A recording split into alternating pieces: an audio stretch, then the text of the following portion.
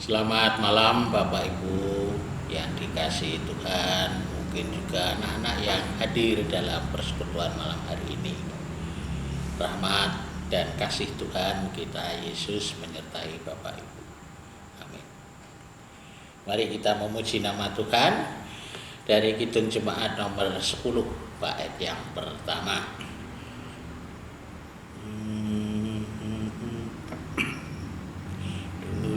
Somi re do si la sol la si do re do. Pujilah Tuhan, pujilah Tuhan Sang Raja yang Maha Mulia. Segenap hati dan jiwaku, pujilah Dia. Datang berkam, berilah musikmu berkam, angkatlah puji-pujian. Kita berdoa. Puji syukur malam ini Engkau pertemukan kami kembali Tuhan dalam persekutuan ini. Biarlah Engkau senantiasa memberkati kami, melimpahkan karunia dengan segala kecukupan yang ada hidup kami. Malam ini pun kami hendak mendengarkan sabda firman Tuhan hanya di dalam nama-Mu Tuhan Yesus. Amin. Bapak Ibu, saudaraku, kita bersama-sama menggumulinya, yaitu berkorban untuk Tuhan. Dengan mendasari bacaan firman Tuhan dari kitab Yesaya, yaitu Yesaya 66 ayat 18 hingga 23. Saya akan bacakan untuk Bapak Ibu. Yesaya 66 ayat 18 hingga 23 demikian. Aku mengenal segala perbuatan dan rancangan mereka, dan aku datang untuk mengumpulkan segala bangsa dari semua bahasa, dan mereka itu akan datang dan melihat kemuliaanku. Aku akan menaruh tanda di tengah-tengah mereka, dan akan mengutus dari antara mereka orang-orang yang terluput kepada bangsa-bangsa, yakni Tarsis, Pul dan Lud, ke Mesek dan Ros, ke Tubal dan Yawan, ke pulau-pulau yang jauh yang belum pernah mendengar kabar tentang aku dan yang belum pernah melihat kemuliaanku, supaya mereka memberitakan kemuliaanku di antara bangsa-bangsa. Mereka itu akan membawa semua saudaramu dari antara segala bangsa sebagai kurban untuk Tuhan di atas kuda dan kereta, di atas usungan, di atas bagal dan unta betina yang cepat, ke atas gunungku yang kudus, ke Yerusalem. Firman Tuhan, sama seperti orang Israel membawa kurban dalam wadah yang tahir ke dalam rumah Tuhan. Juga dari antara mereka akan kuambil imam-imam dan orang-orang Lewi. Firman Tuhan, sebab sama seperti langit yang baru dan bumi yang baru yang akan kujadikan itu tinggal tetap di hadapanku, demikianlah firman Tuhan. Demikianlah keturunanmu dan namamu akan tinggal tetap. Bulan berganti bulan dan sabat berganti sabat. Maka seluruh umat manusia akan datang untuk sujud menyembah di hadapanku. Firman Tuhan. Sekian jauh pembacaan firman Tuhan malam hari ini. Berbahagialah kita yang mendengarnya dan yang memeliharanya. Nah, seperti yang saya ungkapkan di depan, berkorban untuk Tuhan. Bapak Ibu, bagaimana kita sebagai jemaat, terlebih GKJ, menjadi pelopor berbagai gerakan apapun yang ada dalam kehidupan masyarakat. Adakah kegiatan bersama, ekonomi, gotong royong, sosial, budaya, seni. Nah, bagaimana kita menyikapi dalam kehidupan ini? Nah, artinya kita yang menjadi pelopornya, penggeraknya. Nah, jelas dalam kehidupan ritual ibadah kita, tidak hanya kekristenan, tetapi juga hampir semua agama biasanya akan dibarengi dengan namanya berkorban atau persembahan. Nah, dalam bahasa kita misumsum. Nah, semakin besar merasakan kasih Tuhan, karunia Tuhan dalam hidup, semakin besar pula bagaimana kita mempersembahkan, yaitu yang diaturkan kepada Tuhan, baik berupa harta, benda yang dimiliki maupun mempersembahkan hidup untuk kemuliaan atau juga dikatakan menjadi pekerjaan.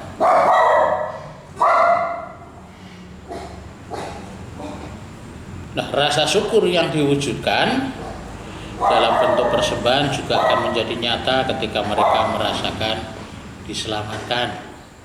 Artinya diselamatkan dari situasi, adakah itu kesulitan, bencana, musibah, bahkan yang menimbulkan kematian. Nah, rasa syukur itu bisanya masih akan diwujudkan. Ungkapan terima kasih karena lepas dari hal-hal itu.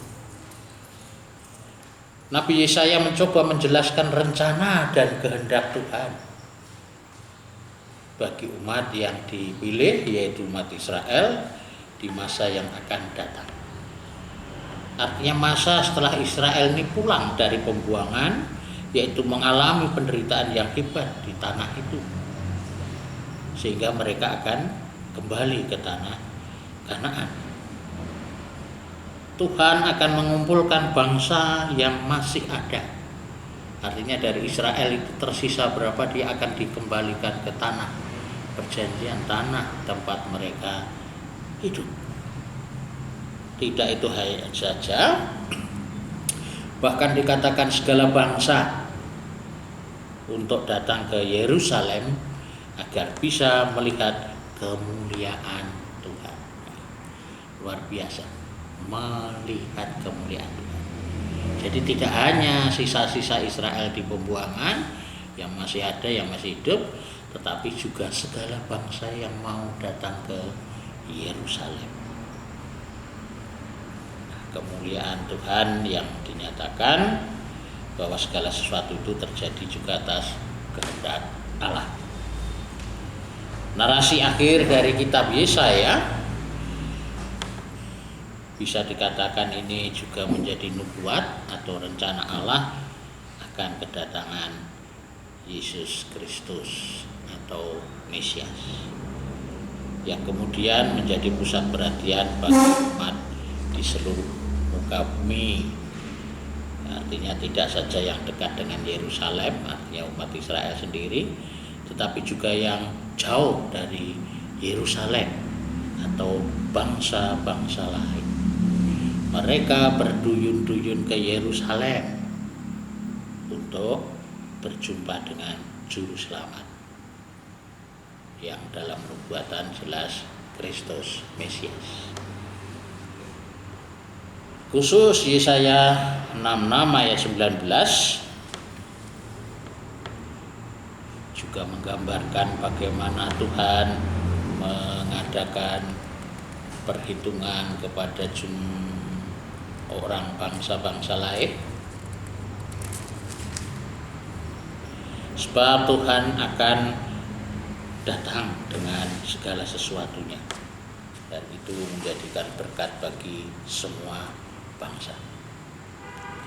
Jadi di sana digambarkan Yesaya 66 ayat 19, gambaran pulau-pulau yang jauh dan tidak mengenal Tuhan, belum mengenal Allah, dan Allah akan mengutus orang-orangnya untuk memberitakan kemuliaan Allah di sana.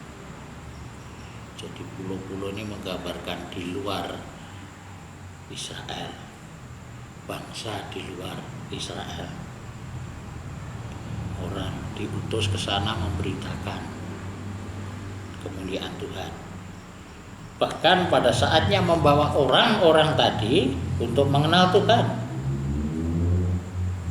Tidak hanya mengenal Tuhan, bahkan menyembah Tuhan dan diselamatkan oleh karya Tuhan. Jadi mengenal Tuhan, menyembah Tuhan, dan diselamatkan karya Tuhan. Dalam hal ini yang dipercayai dalam Yesus Kristus. Bisa saja ayat tersebut kita bandingkan dengan apa yang menjadikan kita sering menganalogikan menjadi sebuah amanat agung. Matius 28 ayat 19 hingga 20.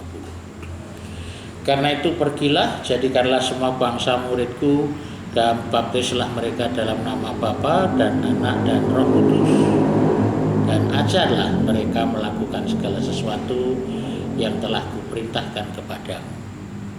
Dan ketahuilah, aku menyertai kamu senantiasa sampai kepada akhir zaman. Jadi jelas banyak orang diutus Allah untuk memberitakan kemuliaan Allah itu di luar Israel. Tidak hanya tadi oleh Yesaya umat Israel yang tersisa di pembuangan kembali, tetapi juga Tuhan mengutus kepada semua orang, semua bangsa, pulau-pulau yang jauh dari Israel juga untuk mengenal Tuhan, menyembah Tuhan, dan mendapat keselamatan dalam karya Tuhan. Jadi jelas sama seperti yang diungkapkan dalam Matius 28. Khusus Israel, artinya kepulangan Israel dari pembuangannya ke Yerusalem bagaikan pengorbanan untuk kemuliaan Tuhan. Jadi hal ini menunjukkan kedaulatan umat sebagai yang dikasih Tuhan. Kedaulatan umat yang dipelihara oleh Allah yang utuh, yang menyeluruh gitu. Setiap saat, setiap waktu. Sehingga keutuhan itu nampak ketika mereka masih menghargai Yerusalem sebagai pusat ibadah mereka, karena di sana berdiri bait Allah. Kita ketahui pusat negara bangsa Israel adalah Yerusalem. Di sanalah pemerintahan ada, di sanalah tempat Tuhan ada yang disebut bait Allah.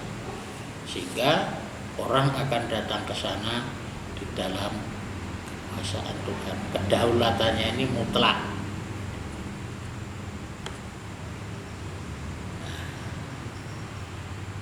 Jadi Bapak Ibu Saudaraku, pengorbanan umat yang diutus segala bangsa atau segala penjuru atau ke pulau-pulau yang jauh dari Israel, atau bisa dikatakan ke penjuru bumi, penjuru dunia, juga merupakan pengorbanan bagi Tuhan. Rela memberi, rela waktunya untuk melayani Tuhan. Nah, ini wujud daripada pengorbanan untuk Tuhan. Jadi bukan saja umat Israel, tetapi juga bagi pengikut Tuhan yang lain. Yang tadi, yang jauh, yang di luar Israel, pulau-pulau, bangsa-bangsa, mengenal Tuhan, menyembah Tuhan, diselamatkan karya Tuhan. Jadi ini adalah kerelaan orang dalam mengorbankan bagi Tuhan. Artinya mengorbankan segalanya, dalam hal ini memberitakan Injil, memberitakan kabar sukacita ke seluruh muka bumi. Nah, seperti sekarang ini telah kita saksikan bahwa Injil telah tersebar ke seluruh muka bumi. Artinya seluruh dunia. Walau realitas dapat kita saksikan bahwa belum semua orang percaya kepada Tuhan. Terlebih Tuhan Yesus sebagai Tuhan dan Juru Selamat. Jadi Injil sudah tersebar ke seluruh bumi, seluruh dunia, namun tidak atau belum semua orang percaya. Kabar sukacita, kabar itu yaitu tentang Tuhan Yesus Juru Selamat, belum banyak orang percaya. Oleh karena itu, pengorbanan bagi Tuhan tidak cukup hanya melalui persembahan dalam arti harta, barang berharga. Jauh lebih berharga ketika mempersembahkan seluruh hidup kita. Seluruh hidup kita bagi Tuhan, agar untuk membawa semua manusia, semua orang ini sujud menyembah Tuhan. Lebih berharga lagi ketika orang membawa orang-orang yang menyembah Tuhan bersembah sujud, dalam artian dalam langit baru maupun bumi baru, yaitu keselamatan dalam Tuhan Yesus. Kalau kita boleh melihat apa yang diungkapkan Rasul Paulus, yang seringkali menjadi nas kita mempersembahkan, Roma 12 ayat 1. Karena itu saudara-saudara, demi kemurahan Allah aku menasihatkan kamu, supaya kamu mempersembahkan tubuhmu sebagai persembahan yang hidup, yang kudus, dan yang berkenan kepada Allah. Itu adalah ibadahmu yang sejati. Jadi kata berkorban malam ini artinya memberikan sesuatu. Jadi kalau berkorban kepada Tuhan, untuk Tuhan, berarti mempersembahkan kepada Tuhan. Tidak hanya harta, benda, tetapi lebih dari itu mempersembahkan hidup. Dan Paulus sudah sangat jelas, yaitu bagaimana mempersembahkan tubuh ini sebagai ibadah yang sejati, yang berkenan, yang kudus di hadapan. Sebab itu Bapak Ibu Saudaraku, jika semua pengikut Tuhan Yesus rela mengikuti nasihat Rasul Paulus ini, maka langit baru, bumi baru akan segera terwujud. Semua umat bersembah sujud kepada Tuhan dan menikmati keselamatan yang sempurna bersama Tuhan Yesus dalam kerajaan-Nya. Jadi ketika umat Israel melalui Yesaya, bagaimana mereka dipulangkan menuju Yerusalem, tempat baru untuk bersembah sujud kembali kepada Tuhan. Juga orang-orang yang diutus kepada bangsa lain, membawa mengenal Tuhan, menyembah Tuhan, diselamatkan ke Tuhan. Dan pada saatnya sudah ke seluruh dunia, seperti yang diungkapkan di dalam Matius 28, amanat agung, terlebih kepada kita semua sebagai pengikut Tuhan Yesus juga diajak untuk berkorban untuk Tuhan, yaitu memberitakan Injil, memberitakan kabar sukacita untuk kemuliaan Tuhan, yaitu mempersembahkan hidup bagi Tuhan. Yerusalem baru, langit baru, bumi baru, agar kemuliaan Tuhan terjadi di dalam Yesus, di dalam kerajaan-Nya.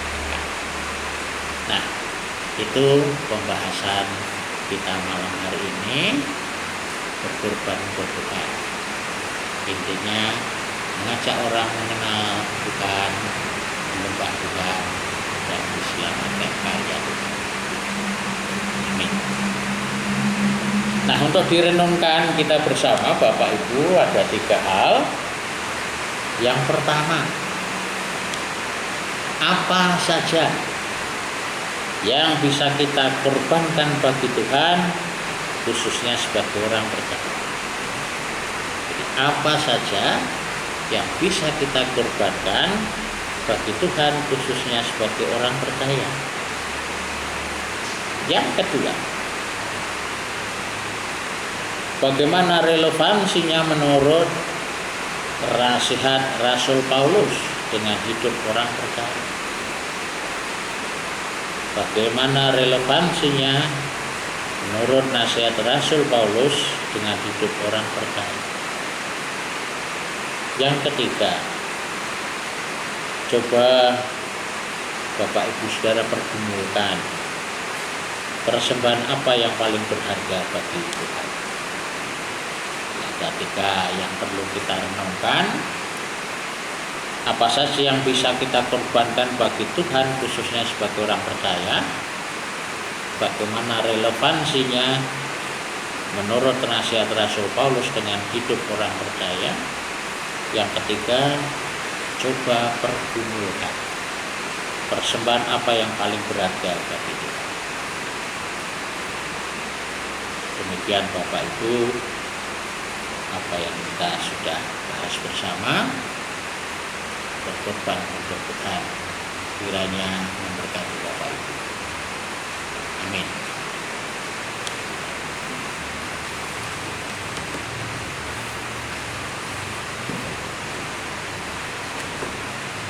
Kita akan kembali memuliakan nama Tuhan dari Kidung Jemaat 367 bait yang pertama.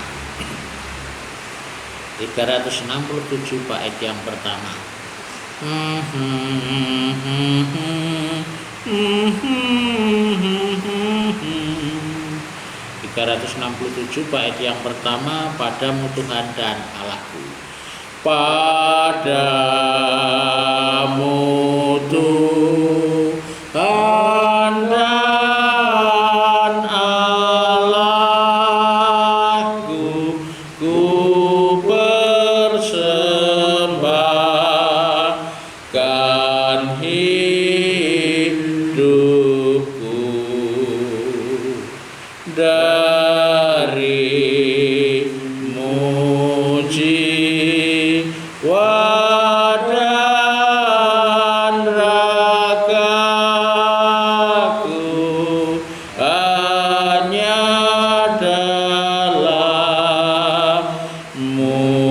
ku teduh. Hatiku yang Engkau pulihkan, padamu juga ku berikan.